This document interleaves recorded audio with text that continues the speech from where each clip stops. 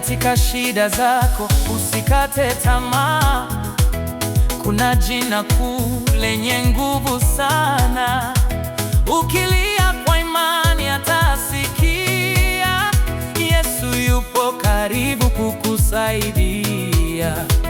Hata giza likija maishani mwako na machozi yakitiririka kimya kimya, kumbuka kuna tumaini jipya katika jina lake Yesu.